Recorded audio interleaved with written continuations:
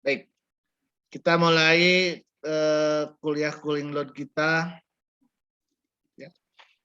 Jadi sekali lagi cooling load di dalam sistem refrigerasi agak sedikit berbeda dengan cooling load di sistem tata udara, walaupun prinsipnya sama saja sebetulnya. Cuma dari sisi temperatur, pengesetan temperatur yang berbeda, kemudian juga tadi yang kedua adalah infiltrasi, sudah saya singgung begitu ya. Baik, jadi kalau kita coba balik ke definisi sistem refrigerasi, ini kembali lagi bahwa sistem refrigerasi itu adalah suatu proses penarikan panas atau kalor dari suatu benda atau ruangan sehingga temperatur benda tersebut lebih rendah dari temperatur lingkungannya.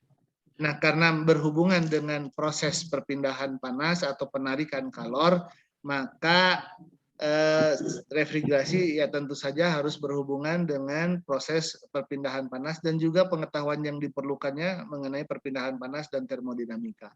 Ya, jadi ini pemahaman ini menjadi penting. Ini sebagai ilustrasi saja, gitu ya. Kalau nih saya ingin membuat sebuah ruangan, temperaturnya 20 derajat Celcius. Berdasarkan definisi ini, apakah pada ruangan tersebut harus dipasang sistem refrigerasi? Ada yang bisa jawab? Silakan angkat tangan kalau yang bisa jawab. Tidak, Pak. Tidak perlu? Tidak perlu, Pak. Jadi ruangan, misalkan ruangan jurusan inilah, saya kebetulan ada di jurusan. Ruangan jurusan ini saya ingin temperaturnya 20 derajat Celcius. Perlu mesin refrigerasi enggak? Ya, silakan angkat tangan. Yang mau jawab angkat tangan lah, so.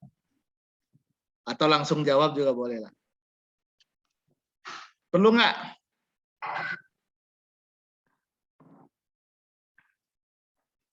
Oke, Labib. Perlu, Pak. Perlu. Oke. Kenapa Labib perlu? Karena buat mendinginkan sampai 20 derajat membutuhkan peralatan refrigerasi, Pak, dan pendingin. Oke, alasannya adalah karena ya soalnya temperatur di ruangannya belum mencapai apa yang diinginkan oleh Bapak, yaitu 20 derajat. 20 derajat. Oke, karena lingkungan kita ada berapa nih? Di lingkungan kita berapa nih? Di Polban lah kira-kira. Lingkungannya berapa temperaturnya? 28, Pak. Oke, 28. Karena kita butuh ruangan temperaturnya 20, lingkungannya 28, berarti kita butuh mesin refrigerasi, betul nggak?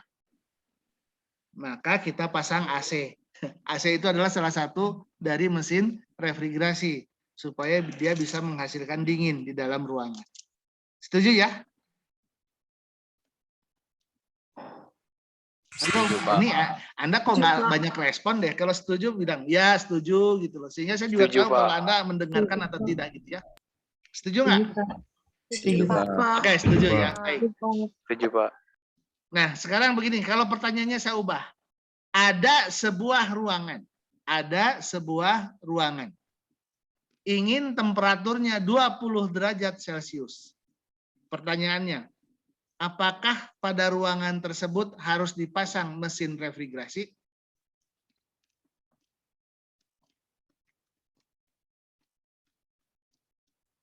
Bagaimana, Pak? Mohon maaf.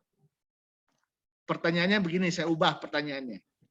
Kalau tadi kan contohnya adalah saya ada di ruangan di jurusan. Ingin di ruangan jurusan ini temperaturnya 20. Karena karena lingkungan di Polban ini 28, maka di ruangan saya harus dipasang mesin pendingin. Ya, salah satunya adalah AC gitu ya, mesin AC. Nah, sekarang pertanyaannya saya ubah. Ada sebuah ruangan ingin temperaturnya 20 derajat Celcius. Pertanyaannya, butuh mesin pendingin atau tidak? Tergantung, Pak. Tergantung apa? Tergantung lokasi ruangannya di mana.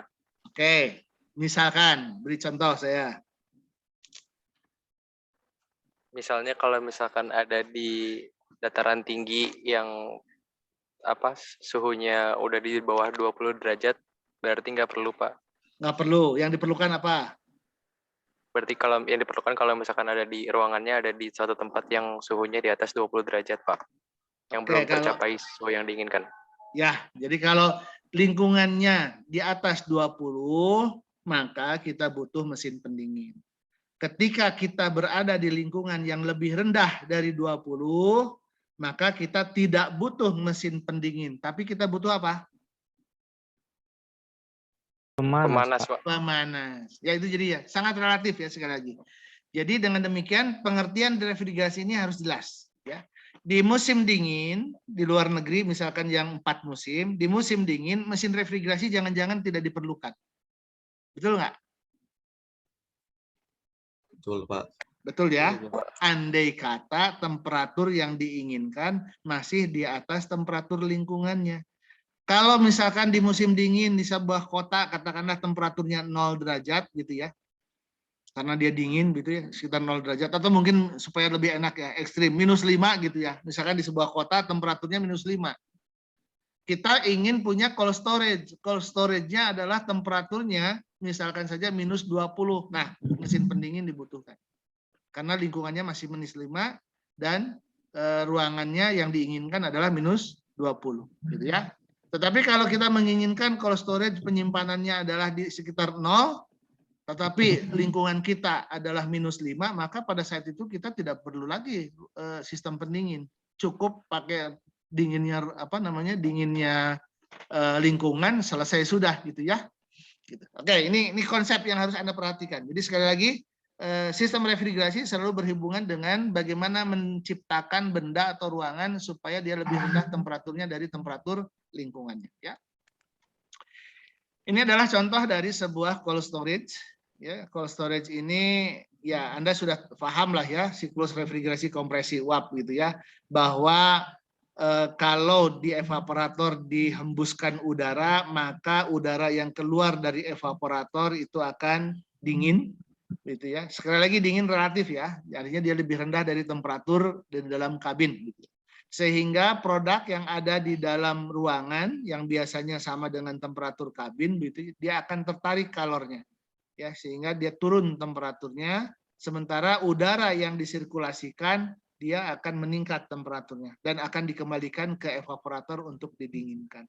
Sementara itu di evaporator refrigeran bersirkulasi lewat ke evaporator, kemudian pada saat melewati evaporator dia akan mendapatkan panas, akan mendapatkan energi sehingga dia akan berubah fasa dari dari cair menjadi uap.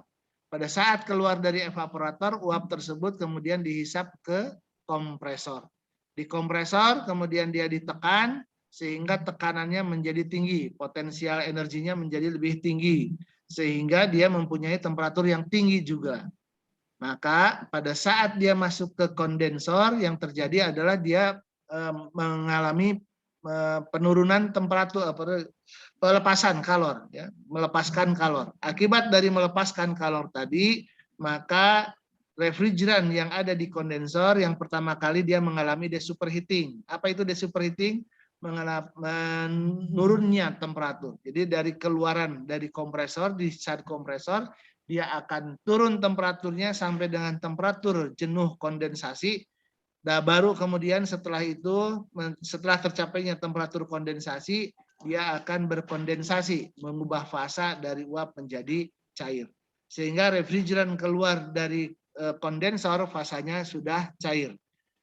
Refrigeran keluar dari kondensor yang cair tadi, kemudian diteruskan dimasukkan ke alat ekspansi, ke evaporator. Sebelumnya diturunkan dulu di tekanannya di alat ekspansi. Nah, siklusnya seperti ini. Ya. Jadi kalor diserap di evaporator, oleh refrigeran di evaporator, kemudian kalor dibuang di kondensor, itu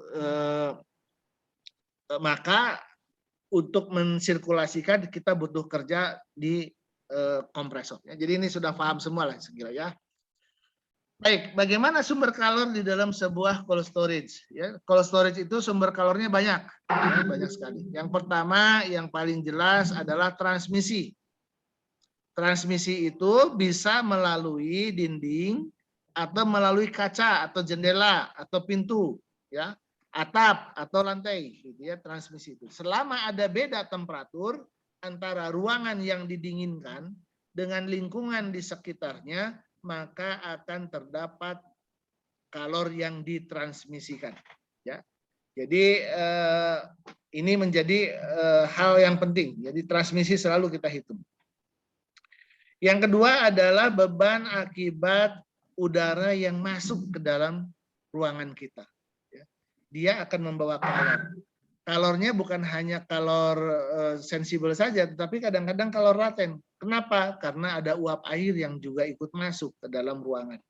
Jadi kalor laten ini berhubungan dengan perubahan fasa, kemudian kalau kalor sensibel berhubungannya dengan perubahan temperatur. Jadi ada dua, ketika infiltrasi terutama ada uap air yang terbawa dan juga ada udara kering yang terbawa. Dua-duanya mengalami pendinginan. Yang pertama adalah sensibel, yang kedua untuk yang uap airnya dia mengalami juga latennya. Ya. Kemudian yang ketiga, boleh jadi di dalam ruangan kita ada peralatan-peralatan yang menghasilkan panas, yang menghasilkan atau ada energi yang dikeluarkan. Ya. Maka itu juga menjadi beban bagi ruangan. Termasuk di dalamnya adalah lampu, kemudian kalau di dalam cold storage barangkali heater itu termasuk di dalam beban-beban yang harus diperhitungkan ketika kita menghitung cooling load. Termasuk juga orang. Orang ini harus diperhitungkan sebagai beban pendinginan. Karena orang ini di dalam ruangan dingin pun dia akan mempertahankan temperaturnya sebesar kurang lebih sekitar 36 derajat Celcius. Ya. Jadi kalau ada orang berada di ruangan dingin, maka sebetulnya badannya itu mempertahankan diri di sekitar 36-an, ya, 36 derajat Celcius. Akibatnya apa? Akibatnya pasti akan ada kalor yang keluar dari badan kita ke lingkungan. Makanya kalau ada orang di dalam ruangan yang dingin, dia cenderung lebih lapar. Kenapa? Produksi energinya harus banyak. Jadi cepat lapar biasanya kalau orang di tempat dingin itu.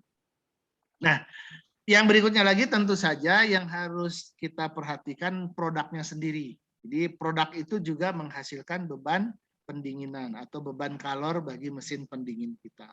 Jadi ini adalah sumber-sumber yang ada di dalam cold storage. Nah nanti ketika kita membuat pabrik es, maka yang penting yang mana nih, gitu ya. Jadi yang penting yang harus Anda perhatikan itu adalah satu yang berhubungan dengan produk. Itu Anda harus sudah pahami. Anda memproduksi kapasitas berapa nih per hari? Katakanlah tadi ada yang 5.000 kg. Maka produk Anda yang harus didinginkan setiap hari adalah 5.000 kg. Kemudian temperatur awalnya berapa? Kalau Anda bicara temperatur awal dari air, maka Anda harus pahami dulu diagram psikometrik. Oleh karena itu lingkungan Anda harus diperhatikan. Apakah di Bandung, di Jakarta, atau di Cirebon, atau di Tangkuban Perahu. Itu pasti beda temperatur airnya. Temperatur air ya, sekali lagi. Temperatur air dalam keadaan terbuka. Kalau tertutup sama dengan temperatur lingkungan. Tapi kalau dia terbuka, hati-hati ya, dia berbeda. Ya.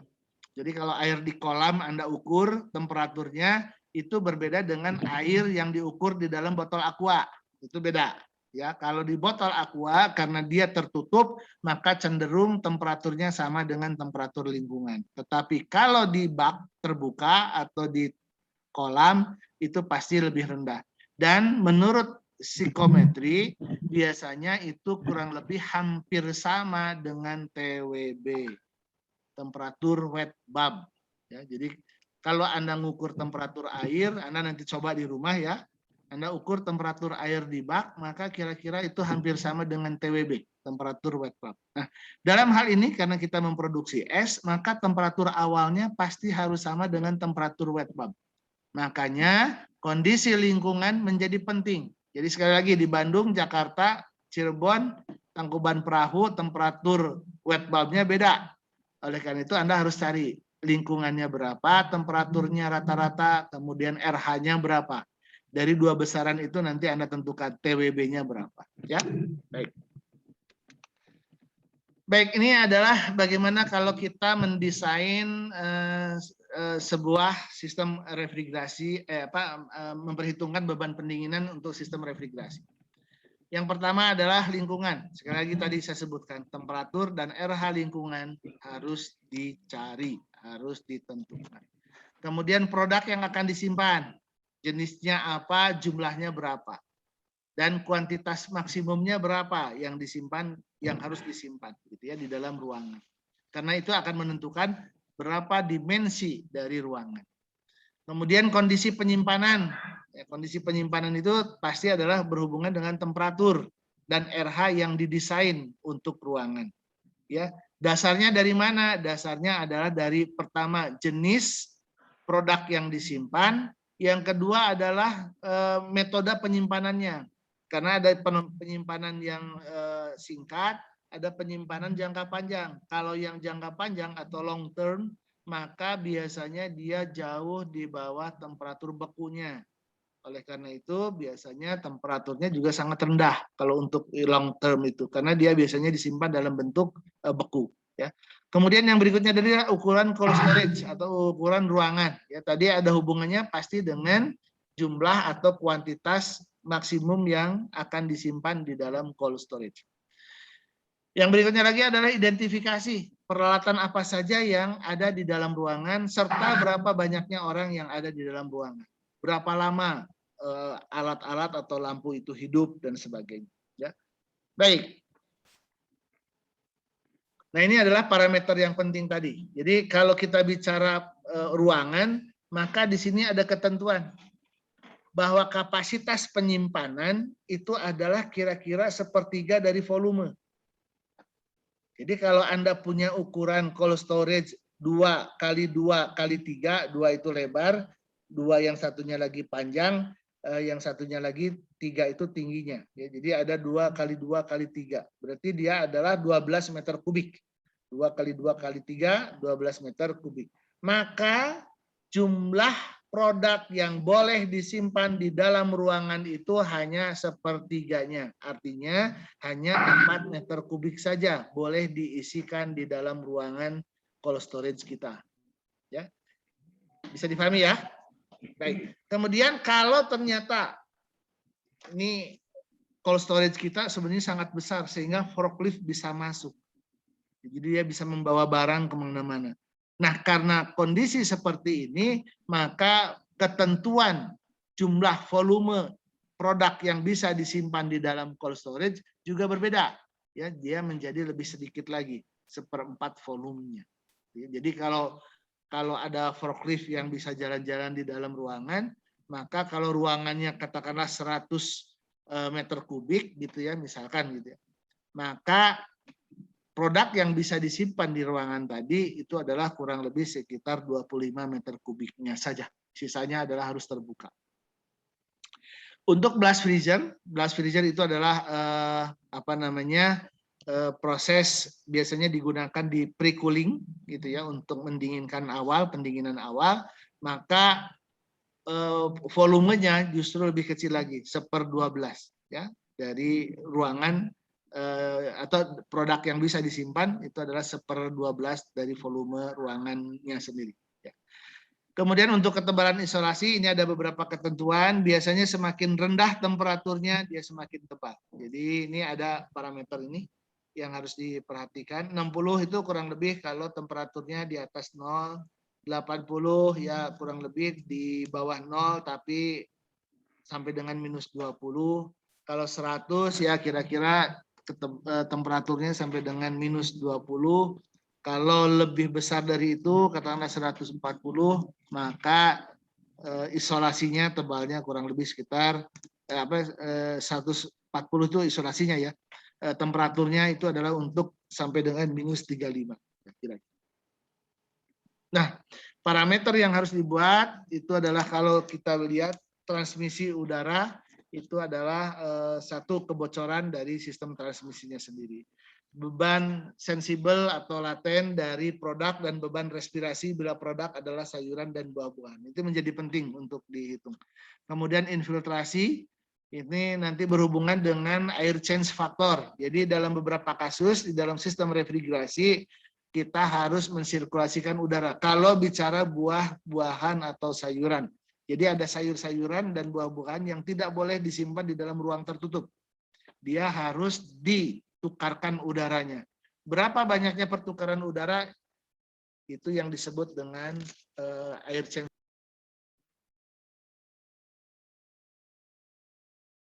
Oke.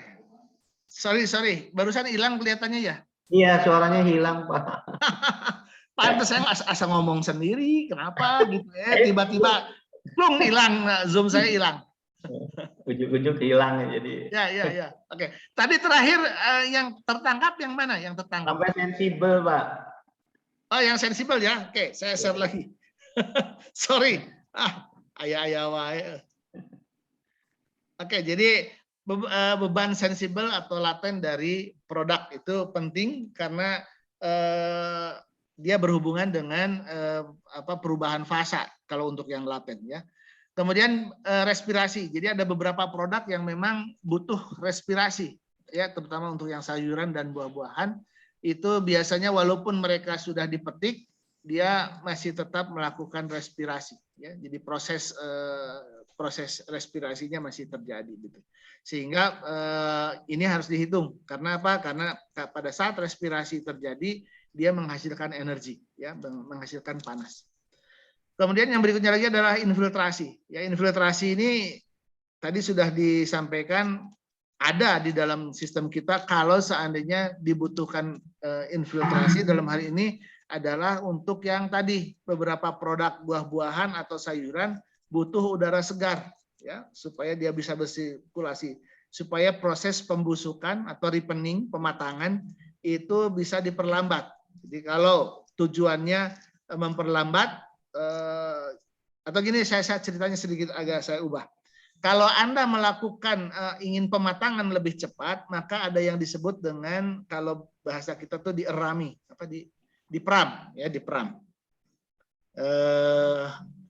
Kalau bahasa di lapangannya dikarbit gitu ya. Dikarbit itu artinya produk itu disimpan dalam sebuah ruangan tertutup biasanya, kemudian di proses pematangannya dipercepat gitu ya. Nah, salah satu yang mempercepat proses pematangan itu adalah produk etilen ya atau asetilen gitu ya. Dia yang dihasilkan dari proses respirasi atau proses dari buah-buahan atau sayuran. Nah, itulah yang kemudian gas-gas ini yang membuat proses percepatan pematangan. Sehingga itu harus dihindari. Supaya dihindarinya supaya hilang, maka infiltrasinya harus diperbanyak ya. Sehingga di situ ada ketentuan dalam beberapa produk, misalkan saja air change faktornya digunakan 9 atau mungkin 8 atau mungkin 5 dan sebagainya, tergantung dari rekomendasinya. Jadi perubahan atau infiltrasi udara ini diperlukan karena memang untuk menghindari proses pematangan yang cepat akibat ruangan tertutup. Khusus untuk sayuran dan buah-buahan ya, ini hanya untuk sayuran dan buah-buahan. Kalau produknya yang lain ini tidak diperlukan. Kemudian beban pekerja dan beban peralatan tadi sudah disebutkan ya. Nah, begini transmisi itu adalah karena ada kebocoran kalor melalui dinding ya, melalui dinding. Sekali lagi dinding itu tidak hanya dinding tembok atau dinding panel gitu ya, tetapi pintu, atap, dan lantai itu juga menghasilkan bocoran kalor. Pada dasarnya kalau ada beda temperatur, sekali lagi selalu ada perpindahan kalor. Apakah itu disekat dengan isolasi atau tidak, yang jelas perpindahan kalor akan terjadi. Untungnya kalau diisolasi, kalor yang dipindahkannya tidak terlalu besar. Gitu ya.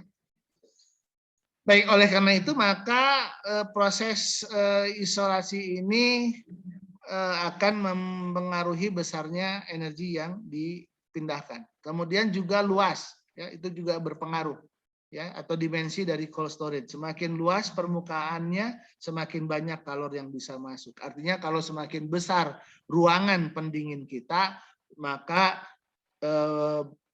bocoran kalor karena transmisi ini itu juga semakin besar. Ya. Juga beda temperatur lingkungan dan ruangan, ya itu sangat berpengaruh. Semakin lingkungannya semakin panas, tentu saja energi yang masuk ke dalam ruangan semakin banyak juga. Artinya beban pendinginannya semakin besar, artinya nanti ujung-ujungnya adalah kapasitas mesin yang dibutuhkan juga makin besar. Nah, ini adalah contoh panel. Saya kira ini tidak saya bahas, hanya sekedar menunjukkan contoh panel cold storage gitu ya. Kemudian ini adalah isolasi, tadi sudah saya jelaskan gitu ya, ada beberapa tempat. Ini ada dua ukuran untuk Northern, kebetulan ini saya ambil dari ASTRAI. Jadi ada dua tempat kalau di Amerika, antara Northern US sama Southern US. Ini maksudnya berhubungan dengan geografis ya. Semakin ke utara kan semakin dingin, maka biasanya dibutuhkan dimensi isolasi yang lebih tipis gitu ya, kira-kira gitu. Walaupun nyatanya yang tipis hanya berkisar di sekitar -9 sampai dengan -18 itu yang berbeda. Yang lainnya hanya sama saja ya. Baik, ini ketebalan panel ya. Tadi kalau di Amerika, nah ini sebagai rule of thumb kita ya. Rule of thumb kita kira-kira untuk panel itu kalau di atas 5 ya 50 cm gitu ya. Walking cooler itu yang temperaturnya sampai dengan -5 itu 75, sampai dengan -25 100, sampai dengan -45 kurang lebih sekitar 150 mili ya. Ini adalah bagaimana kita menentukan perpindahan kalor yang terjadi di dinding gitu ya. Jadi kalau di dinding itu katakanlah misalkan ini ada udara panas lingkungan dan ini adalah udara di dalam cold storage. Maka profil temperaturnya kira-kira seperti ini, di mana kalau ada partisi dalam hal ini dinding dari atau panel dari cold storage kita, maka di situ ada isolasi sehingga penurunan temperatur ini akan semakin besar seiring dengan konduktivitas dari isolasinya atau semakin tebal isolasinya. Jadi kalau makin tebal dia makin turun ke bawah. Jadi selisihnya makin jauh. Baik, ya bagaimana cara kita menghitungnya? Ya tentu saja kita harus punya informasi. Yang pertama adalah koefisien konveksi di dinding bagian luar, koefisien konveksi di dinding bagian dalam, kemudian tebal dari isolasinya, maka kita bisa tentukan dengan persamaan kira-kira seperti ini. Ya. Ini persamaan ini mestinya di perpindahan kalor sudah dibahas, jadi Anda tinggal mereview ya, Anda tinggal buka lagi catatannya. Maka di sini muncul sebuah definisi yang disebut dengan overall heat transfer coefficient, koefisien perpindahan kalor menyeluruh. Nah ini didefinisikan kira-kira seperti ini. Kalau ternyata isolasinya banyak atau di paralel begitu ya, jadi misalkan lapisan pertamanya adalah poliuretan, lapisan keduanya katakanlah dipasang chalkboard, kemudian lapisan ketiganya pasang lagi isolasi yang lain, maka kita tinggal menghitung saja kalau berdasarkan rumus yang ada di sini, overall heat transfer coefficient itu adalah jumlah dari seluruh isolasi atau tahanan termal dari panel ini kita, ya. Kira-kira seperti itu. Nah, ini adalah nilai konduktivitas termal dari berbagai bahan isolasi, jadi bisa poliuretan board, kemudian ada poliisocyanurat, kemudian ada polisterin, ada chalkboard dan sebagainya. Ada juga dengan foam glass ya. Kalau chalkboard itu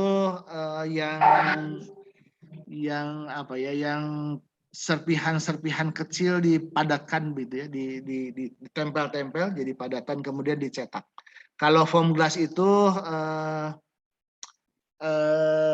apa namanya yang kayak busa itu ya, busa isolasi. Biasanya kalau Anda buka chiller itu buka AHU itu ada filter, di itu ada isolasinya. Kalau dibuka filternya di dalamnya ada isolasinya. Biasanya warnanya coklat gitu ya. Dan kalau kena ke badan biasanya gatal. Ini yang disebut dengan foam glass. Ya, jadi ini kira-kira jenis dari konduktor sebagai isolasi, sebagai isolator ya, sebagai isolasi. Nah, kalau koefisien konveksi di dosat dikatakan bahwa untuk udara diam nilainya berapa, udara bergerak dengan kecepatan rendah nilai koefisien konveksinya kira-kira berapa, kemudian kalau tiupan udaranya cukup kencang di dinding, maka koefisien konveksinya juga semakin besar. Ya. Ini adalah contoh, misalkan dinding terdiri dari, nah ini ada komponen-komponennya ya, jadi ada semen plester, clay tile, poliuretan, aspal, kemudian ada pelat. Ini adalah contoh dari dinding cold storage, di mana masing-masing ada tebalnya dan ada nilai konduktivitasnya atau conductivity-nya. Jadi ini conductivity. Maka kita bisa hitung berdasarkan rumus yang tadi, overall heat transfer coefficient itu adalah 1/U sama dengan 1/H1 dan seterusnya. Maka berdasarkan persamaan tadi, kita bisa hitung bahwa untuk kasus di sini, maka nilai overall heat transfer coefficient-nya adalah 0,1652. Ya, kira-kira begitu. Kemudian contoh yang kedua, overall heat transfer coefficient untuk panel yang terbuat dari poliuretan dengan tebal 10 cm saja, maka kita bisa dapatkan dari tabel K-nya adalah 0,24. Tabel yang tadi ya. Tabel yang tadi kita dapatkan 0,24. Maka karena di luar panel ini dalam tanda petik diabaikan, maka kita coba hitung ya, kira-kira nilai U-nya adalah 0,23. Jadi dalam beberapa kasus kalau kita menggunakan isolasi yang nilai K-nya kecil, maka dalam perhitungan kita boleh mengabaikan pengaruh dari pelat yang ada, pelat pembungkus dari isolasi kita. Ya. Nah dengan cara yang seperti ini, kalau kita hitung berdasarkan pelat yang ada di kiri dan kanan, sehingga ada konveksi di kiri dan kanan, maka kita bisa hitung 0,23 watt per meter kuadrat Kelvin. Tetapi bila nilai H-nya diabaikan, artinya koefisien konveksi di udara di dindingnya dianggap tidak ada, maka kita bisa dapatkan bahwa nilai U-nya adalah 0,24. Artinya apa? Kalau kita mengabaikan kiri kanan, kita juga masih bisa mendapatkan nilai yang tidak terlalu jauh. Ya, ini kurang dari berapa persen? Kurang dari 5% saya kira. Ya. Baik, ini adalah beberapa contoh nilai overall heat transfer coefficient untuk beberapa jenis isolasi. Kalau beratnya sekian dan sebagainya. Ya, ini hanya sebagai catatan saja. Baik, ini saya lewat saja ya. Saya lewat saja. Kemudian beban produk. Nah, karena kita bicaranya S, maka Anda harus memperhatikan produk kita itu masuk dalam fasa cair, keluar dalam bentuk fasa padat. Maka yang harus kita perhatikan adalah bagaimana dia beban sensibelnya dan beban latennya. Gitu ya. Nah, kalau kita lihat dari sisi produk, maka besarnya kalori yang harus diambil dari produk adalah berapa jumlah massa produk yang harus didinginkan, dikalikan dengan kalor spesifiknya, dikalikan dengan selisih temperatur perubahannya. Kalau beban laten bagaimana? Ya sama juga, kalau dia mengalami perubahan fasa, maka beban latennya adalah berapa banyaknya produk yang didinginkan, dikalikan dengan kalor laten pembekuan dari produknya. Bagaimana kalau ada perubahan fasa dan kemudian ada perbedaan kalor spesifik pada saat dia fasanya cair dengan pada saat fasanya padat? Maka kita masukkan juga di situ, ya, bahwa kalau di atas titik beku maka kalor yang harus diambil adalah massa kali kalor spesifik pembekuan dikalikan dengan bukan pembekuan, kalor spesifik saja ya, kalor spesifik atau kalor sensibelnya berapa dikalikan dengan selisih temperatur dari awal sampai dengan temperatur pembekuan.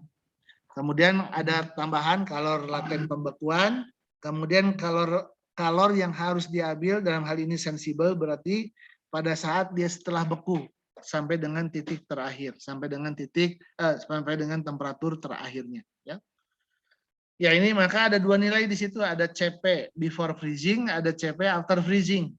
Jadi ada dua nilai di situ. Ya. Maka beban kalor totalnya adalah Q total sama dengan BF tambah L tambah QAF. Ya. Before freezing, latent heat, kemudian after freezing. Baik, saya coba tes dulu ya ke mahasiswa. Ini QP ini satuannya apa? Ya, coba saya tanya. Satuan dari QP atau kalor total, beban kalor total itu apa? Angkat tangan yang bisa. Yang bisa jawab angkat tangan.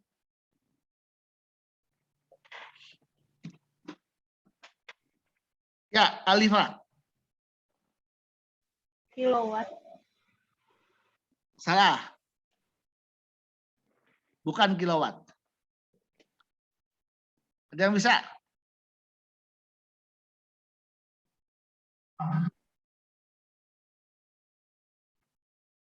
Bukan kilowatt ini satuannya.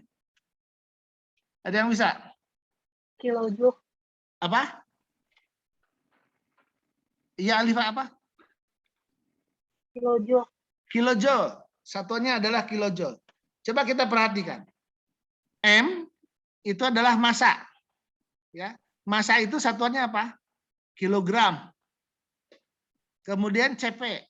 CP itu kalor spesifik. Satuannya apa? Kilojoule per kilogram Kelvin. Delta T, karena ini delta T, maka satuannya bisa kita buat sebagai Kelvin. Jadi, kilogram kali kilojoule per kilogram Kelvin kali Kelvin. Maka kita dapatkan QBF itu adalah kilojoule. Kilojoule itu adalah satuan energi, bukan satuan daya. Kalau kilowatt, satuan daya. Ya, hati-hati ya. Baik. Nanti akan muncul ketika kita bicara daya adalah ketika kita bicara berapa lama produk ini harus didinginkan.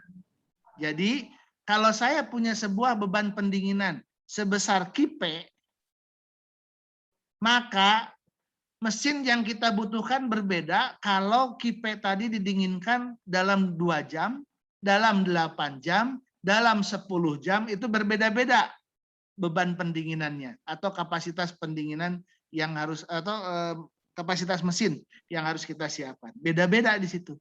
Karena apa? Karena waktu pendinginannya berbeda-beda. Bisa difahami ya? Sekali lagi ini adalah besarannya, satuannya adalah satuan energi, bukan satuan daya. Nah, ketika kita bicara tadi berapa lama sih ini mau diturunkan dari temperatur awal sampai dengan temperatur akhir, maka waktu penurunan temperatur ini disebut dengan chilling time atau sering disebut juga dengan cool down time. Ya, maka berapa besarnya kapasitas pendinginan atau beban pendinginan itu kita dapatkan kalor yang harus dibuang tadi dibagi dengan chilling time dikalikan dengan 3.600. Loh, kalau begitu chilling time ini apa satuannya? Chilling time dalam hal ini satuannya jam. Ya, jadi chilling time itu satuannya adalah 6 jam. Ya. Kalau tidak ditentukan apa-apa, kita boleh berasumsi. Ya, asumsinya adalah ya ambil saja kesepakatan bersama kurang lebih sekitar 6 jam. Jadi kalau chilling time-nya tidak disebutkan, sekali lagi, maka kita nyatakan dia 6 jam. Nah, ketika Anda memproduksi ini, maka memproduksi es, yang kita patokkan adalah jumlah kapasitasnya, ya, jumlah kapasitas produksinya. Misalkan saja 2.000 kg per hari. Jadi Anda harus bisa menentukan ketika dia mencetak, apakah Anda mencetak semuanya langsung sehari selesai, ataukah Anda mencetak beberapa kali dipanen, beberapa kali dalam sehari gitu ya dipanen. Kemudian Anda bisa menentukan kapasitasnya ukurannya berapa. Secara total boleh jadi sama, tetapi kenyataannya nanti kita dengan cara pengaturan tadi kita bisa membuat mesinnya lebih kecil sebetulnya. Ya. Baik, ya ini mengenai beban pendinginan. Kemudian ini adalah data dari sisi produk. mulai dari sayur-sayuran, kemudian daging-dagingan, begitu ya. Ini ada semua di situ. Kemudian juga termasuk ya ini masuk dalam daging-dagingan dan juga produk laut ya, produk laut ya. Misalkan tadi ada lobster, ada ya macam-macam, ada kerang. Yang berikutnya lagi adalah kalor respirasi. Ya, kalor respirasi adalah metabolisme yang makhluk hidup itu selalu menghasilkan kalor. Nah, ini ketika sayuran dan buah-buahan walaupun sudah dipanen, dia akan menghasilkan kalor respirasi. Besarnya kalor respirasi biasanya ada angkanya, ya, ada ketentuan. Ini adalah contoh-contohnya nih, ya. Misalkan apel gitu ya. Apel itu juga akan melakukan menghasilkan kalor respirasi tergantung dari temperatur ya, temperaturnya di situ bermacam-macam ya. Kalau tidak disebutkan ya kita ambil saja yang paling dekat nilainya di angka berapa ya. Termasuk juga di sini banana itu apa sih? Pisang ya, pisang ya. Ya, ada yang pisang green, masih pisang hijau, ada yang pisang sudah matang ya. Termasuk juga kacang-kacangan ya. Baik, ini ada contoh tapi saya kira nggak saya akan bahas ya walaupun di sini ada jawabannya gitu ya. Baik, beban kalor infiltrasi itu diakibatkan adanya udara masuk atau menyusup infiltrate melalui celah atau pintu yang terbuka. Ya, di dalam beberapa kasus kadang-kadang infiltrasi ini pintu mungkin tidak ada atau hanya ada pada saat dibuka. Tetapi di dalam cold storage kadang-kadang ada yang disebut dengan relief valve. Ya, cold storage itu didesain temperaturnya bisa dalam tanda petik turun naik, ya bisa naik bisa turun. Nah kalau dalam keadaan pintu tertutup kemudian dia dingin, ketika sistem mati maka udara di dalam ruangan akan menjadi lebih panas. Ini yang harus harus diperhatikan. Ketika ruangan ini menjadi panas maka dia akan memuai. Ketika dia memuai, karena dia tertutup, maka tekanan di dalam ruangan akan naik. Nah ini yang harus dihindari. Oleh karena itu biasanya di dalam cold storage seperti itu, di dinding dipasang relief valve. Relief valve-nya sederhana saja, hanya sekedar seperti check valve gitulah ya. Jadi pada saat tekanan di dalamnya tinggi, maka dia akan mengeluarkan udara yang ada di dalam ruangan tadi akibat pemuaian. Keluar, kemudian dia akan nutup lagi kalau sudah tekanannya sudah rendah lagi. Nah, ini penting. Jadi di dalam relief valve ini ya Anda harus cari nanti ya kalau pada saat Anda mendesain cold storage ya.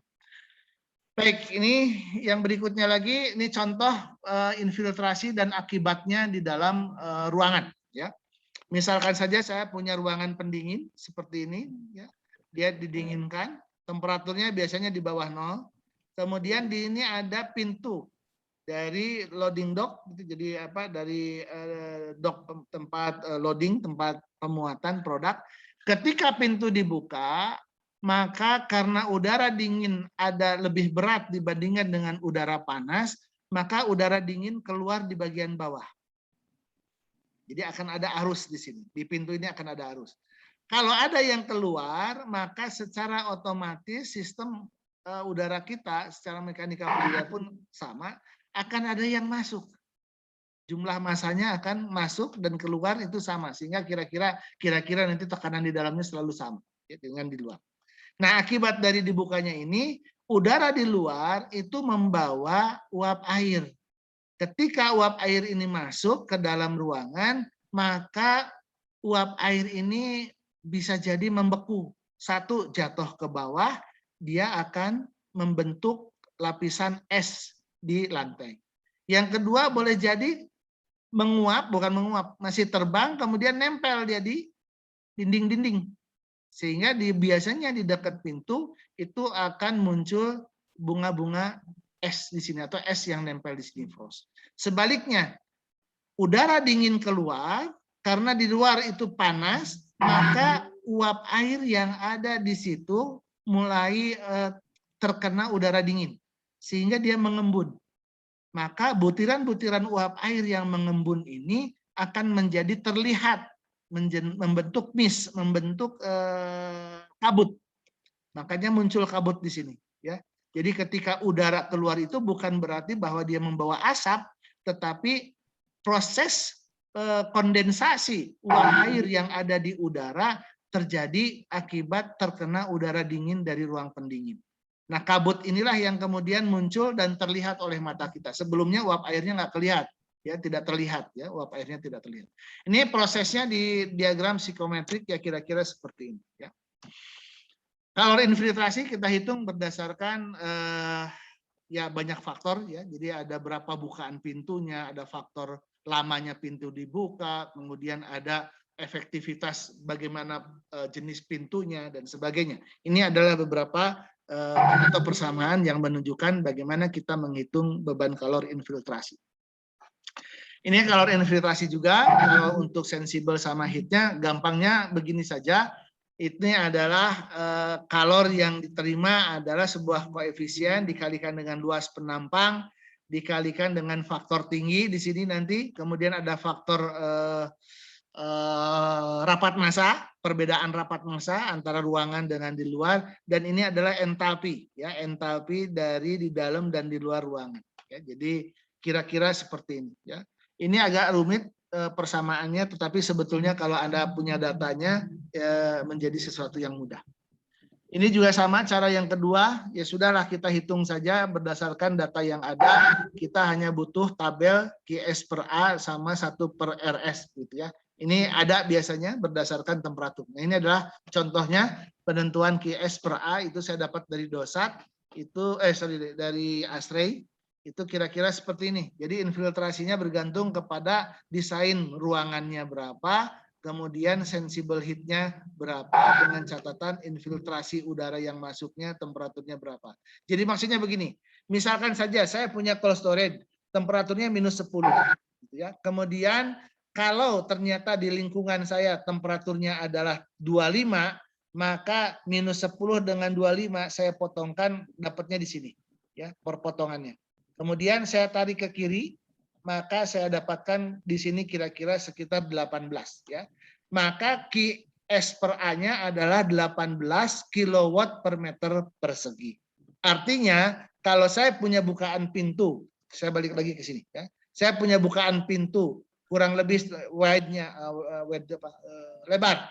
Lebarnya sekian, tingginya adalah sekian, maka QS per A-nya tadi saya dapatkan 18 di sini ya. Kemudian kalikan 1 per RS. Nah, 1 per RS-nya ada di tabel yang satunya lagi. Ini adalah tabel RS-nya ya, berdasarkan temperatur yang tadi. Jadi di cold storage saya tadi misalkan saja minus 10 dengan 25 nggak ada di sini. Minus 10 dengan 25 yang di sini. Minus 10 dengan 25. Minus 10 dengan 25. Oh, nggak ada juga 25 di sini. Yang ada 35 sampai dengan 20. Hah. Tidak lengkap contohnya Nggak apa-apa lah ya. Tapi kira-kira ngitungnya adalah Anda tentukan dulu temperaturnya berapa, kemudian temperatur lingkungannya berapa di sini. Ya. Baik, ini ada faktor bukaan pintu. Tinggal dihitung saja berapa lama bukaan pintu, berapa lama pintu membuka, kemudian berapa periodanya, ya, periode buka pintu. Jadi dalam sehari itu periodenya bisa sekali, 2 kali, atau 3 kali. Ya. Jadi kalau storage itu kalau bisa mah jangan dibuka-buka kalau bisa gitu. Tapi kan nggak mungkin. Kita harus melakukan loading atau unloading. Artinya kita harus merencanakan dalam sehari buka tutup pintunya berapa. Semakin sering buka tutup pintu maka semakin banyak beban pendinginan yang harus ditanggulangi. Baik, ini masih bicara mengenai faktor aliran pintu dan efektivitas bukaan pintu ya. Ini contoh ini tidak akan saya bahas gitu ya, tapi kalau nanti saya kirimkan PDF-nya sehingga Anda bisa pelajari sendiri cara menghitung ya. Baik, orang di dalam itu juga menghasilkan panas, menghasilkan energi sehingga menjadi beban pendinginan. Kita hitung dari sini persamaannya adalah berapa kalor akibat adanya orang itu kurang lebih sekitar 272 dikurangi 6 kali T. T itu adalah temperatur. Ya, temperatur ruang pendinginnya berapa. Semakin rendah temperatur ruang pendinginnya, nanti di situ semakin besar nilai Q-nya. Ini contohnya. Ya, ya kalau temperatur ruangannya 10, maka kira-kira 272 dikurangi 6 kali 10 ya. Berarti sekitar 210. Tapi kalau temperaturnya makin rendah, maka heat equivalent dari orang tadi semakin tinggi ya. Minus 20 berarti minus 6 kali minus 20 adalah sekitar plus 120. Sehingga heat equivalentnya adalah 272 ditambah 120, dapatnya kurang lebih sekitar 390-an. Ya. Nih, kira-kira ini cara perhitungan kita untuk menentukan beban orang. Ini adalah contohnya, saya kira saya lewat saja contohnya juga, tetapi nanti Anda bacaannya diberikan. Peralatan, ini penting peralatan. Jadi di dalam sistem kita nanti Anda akan agitator contohnya. Agitator itu ada termasuk peralatan yang harus dihitung nanti ya.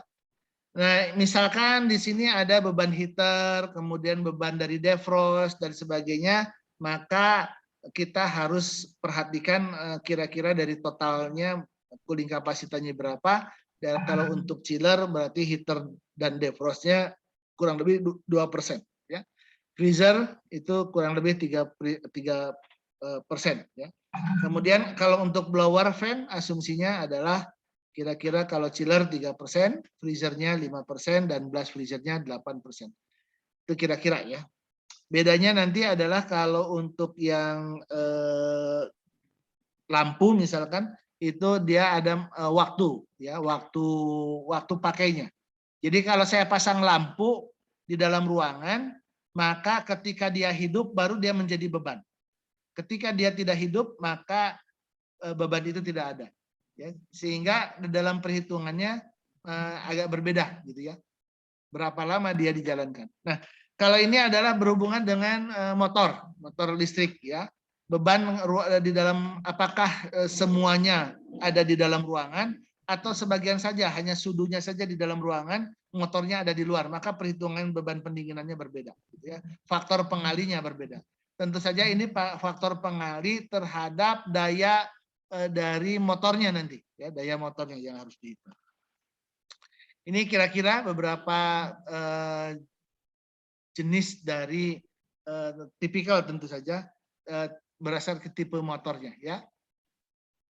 Baik, kemudian bagaimana menghitung peralatan lainnya, misalkan lampu tadi, lampu, kemudian ada dispenser dan sebagainya. Ya. Maka kita hitung berapa lama penggunaan dari lampu tadi dibagi dengan 24 dikalikan berapa dayanya. Jadi kira-kira proporsional. Ya, sekali lagi proporsional. Kalau 24 jam ya berarti dayanya adalah daya lampunya itu sendiri. Misalkan saya punya 100 watt lampu gitu ya, dinyalakan 24 jam, maka kalor lampu itu saja itu sama dengan 100 watt gitu ya. Kira-kira begitu. Assalamualaikum. Baik, berikutnya lagi adalah beban kalor total. Udah makan belum? Beban kalor total adalah semua beban tadi dijumlahkan. Pakai apa makannya? Dan kemudian ada satu lagi, setelah dijumlahkan ada yang disebut dengan safety factor. Safety factor itu adalah dalam tanda petik toleransi dalam perhitungan kita akibat kita tidak, dalam tanda petik, tidak percaya dengan data yang kita punya, dalam tanda petik ya. Jadi ini hanya untuk memperkirakan supaya hitungan kita masih bisa aman. Safety faktornya adalah 10%. Semakin banyak asumsi, semakin banyak juga mestinya safety faktor ini kita besarkan. Berikutnya lagi adalah operating time. Operating time atau orang menyebutnya running time itu adalah waktu di mana sistem pendinginnya on, dalam arti kata hidup, dan menghasilkan efek pendinginan. Ya. Ada yang sistem ini hidup tetapi tidak menghasilkan efek pendinginan. Contohnya adalah saat hot gas defrost. Hot gas defrost itu kompresornya hidup tetapi tidak menghasilkan efek pendinginan. Oleh karena itu tidak termasuk di dalam operating time. Jadi hot gas tidak masuk di dalam operating time. Ya.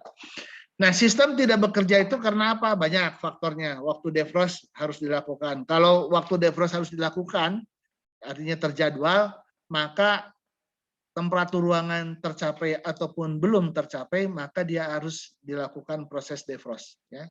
Kompresornya mati atau kompresornya hidup tapi dia melakukan defrost.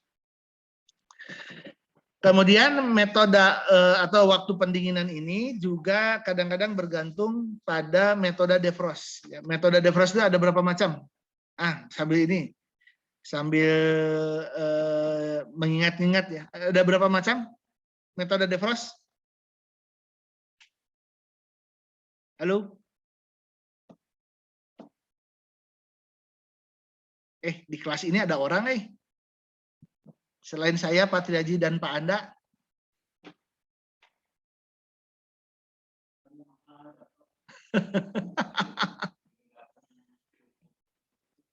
Ada orang nggak nih? Ada, Pak. Ada? Oke, tolong pertanyaan saya dijawab. Ada berapa macam metode defrost?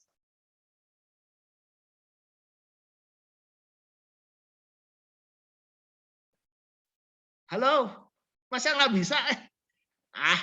Kacau nih. Ini jangan-jangan Anda nggak khusyuk nih. Anda boleh baca di dalam transparansi saya. Semuanya ada di situ. Yang pertama adalah off cycle. Yang kedua adalah electrical defrost atau hot gas defrost. Itu udah 3. Nah, yang tidak ada tertulis di sini ada lagi 1, spray. Jadi hot water spraying. Jadi di spray dengan air hangat di situ ada, ya. Jadi kalau Anda perhatian pasti Anda bisa baca di sini. Jadi kalau off cycle maka waktu runningnya adalah 16 jam. Tetapi kalau menggunakan electric defrost atau hot gas defrost maka running time-nya bisa lebih lama lagi, ya. Jadi sekitar 18 sampai dengan 22 jam. Nah, ini desain kita. Sehingga perhitungan berapa besarnya kapasitas mesin yang kita butuhkan itu adalah berdasarkan berapa jumlah key total yang tadi setelah ditambah dengan safety factor dikalikan dengan 24 dibagi dengan running time. Artinya adalah bahwa dengan menghitung seperti ini pada saat sistem mati itu sudah terhitungkan sebagai kapasitas mesin pendinginnya. Jadi mesin pendinginnya pasti lebih tinggi. Semakin sering mati sistem kita, maka mesin kita akan semakin besar kapasitas pendinginannya. Contoh ekstrim, saya ingin mendinginkan ruangan ini, katakanlah misalkan saja selama 2 jam saja mesin saya hidup. Gitu ya. Kemudian beban pendinginannya katakanlah sebesar sekian. Maka kapasitas mesin yang harus saya punyai adalah 12 kali lebih besar daripada cooling load totalnya. Karena apa? Dia akan menjadi lebih sering mati hidup. Hidup sebentar, dingin, mati. Hidup sebentar, dingin, mati. Gitu. Jadi matinya lebih banyak dibandingkan dengan hidupnya. Oleh karena itu menentukan running time itu tadi batasannya adalah berdasarkan metode defrost yang kita punyai. Ya, sekali lagi itu.